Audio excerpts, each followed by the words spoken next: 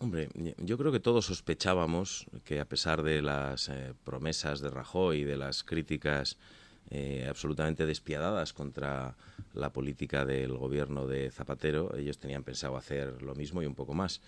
Es verdad que probablemente han ido incluso más allá de lo que todos podíamos temer, ¿no? Y yo creo que no hemos visto jamás, que yo recuerde en la historia de la democracia española, un ataque tan tremendo, tan despiadado a todo lo que significa el estado de bienestar, porque aquí hay muchas medidas económicas durísimas, pero detrás de todo esto hay mucha ideología conservadora.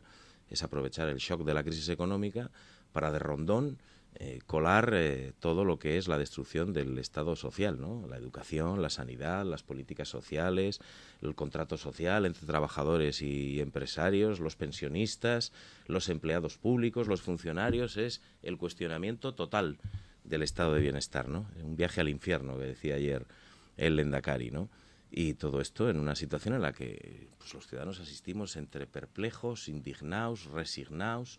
No sé exactamente, es una mezcla de todo esto ante algo que la verdad es que, además de que es absolutamente injusto y absolutamente peligroso desde el punto de vista social, desde luego no tiene nada que ver con medidas de reactivación económica, porque parece evidente cuantos más ajustes, cuanto más recortes, cuanto más duros han sido los recortes, más ha subido la prima de riesgo del Reino de España. Más caro nos ha costado colocar las emisiones de deuda. ¿Por qué? Pues porque los inversores extranjeros, lógicamente, desconfían cada vez más de que con estas medidas que solo están contribuyendo a encoger la economía se pueda devolver siquiera lo que se debe. Entonces, estamos caminando justo en sentido contrario del que el sentido común establezca. Lo que necesita la economía es crecer para obtener ingresos los necesarios para pagar la deuda también y también para mantener el estado social, ¿no? Y de eso no se habla. Es decir, estamos como en una especie de engaño permanente al que muchos medios de comunicación contribuyen poderosamente, por cierto, para tratar de desmantelar el estado de bienestar que ha caracterizado a Europa, ¿no? Todo el mundo te viene a decir, oye, pues si estas medidas fueran para 3 o 4 años, solo para salir del agujero, podríamos darlas incluso por buenas, pero es que no es verdad.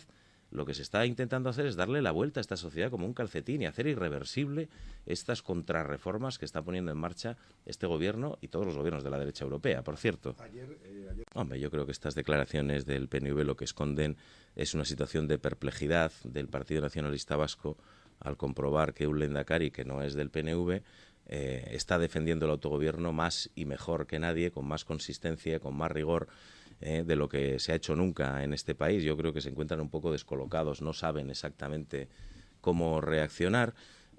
A mí me gustaría, por otra parte, conocer cuál es la postura y la propuesta del señor Urkullu, ¿no? Porque es absolutamente inédita. Nadie sabe cuál es su modelo económico, nadie sabe si le gustan o no los recortes de Rajoy.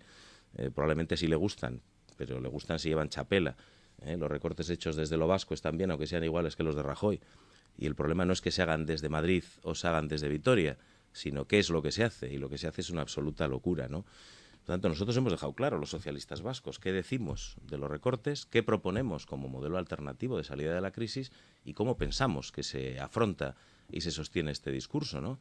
Ahora, quien se presenta como candidato al Endacari con posibilidades reales de serlo, como es el señor Urkullu, parece razonable que nos dijera a todos los vascos qué es lo que piensa de lo que está pasando y, sobre todo, qué propondría él, cuál es el programa económico del señor Urkullu, ¿no? Ese programa oculto que está bajo 7 llaves como el secreto de Fátima, ¿no? Y que probablemente no lo conozcamos nunca hasta después de las elecciones, porque mucho me temo que la propuesta económica del señor Urkullu se parezca mucho más a la del señor Mas en Cataluña que a la del Lehendakari Patxi López en Euskadi.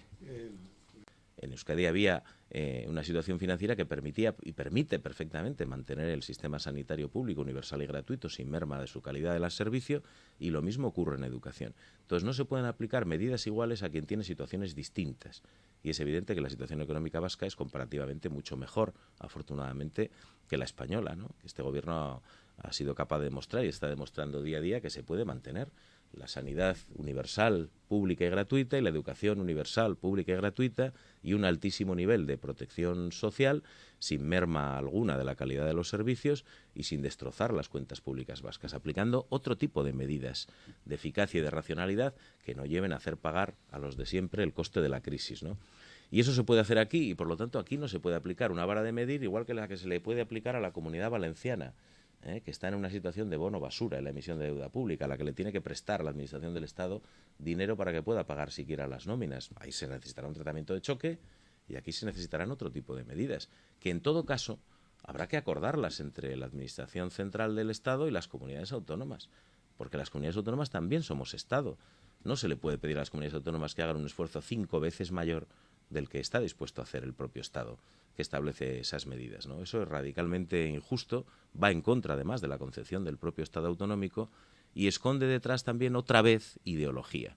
Detrás de todo esto, ¿qué hay? Pues un ánimo y un sentimiento de recentralización otra vez de la política española, a intentar desvirtuar y al final cargarse un modelo de España autonómica, de la España plural, que yo creo que se ha demostrado hasta la fecha que ha sido un modelo de éxito. Casi podríamos estar hablando de... Nosotros tenemos un modelo distinto de salida de la crisis al de la derecha, que no es verdad que todos los políticos seamos iguales.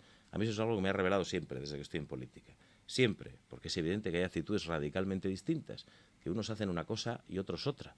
Aunque es verdad que hay una situación de desprestigio general de la política, pero no es lo mismo hacer política de derechas que hacer política de izquierdas. Y eso lo saben sobre todo los más débiles, que ahora están pagando las consecuencias de esta otra política.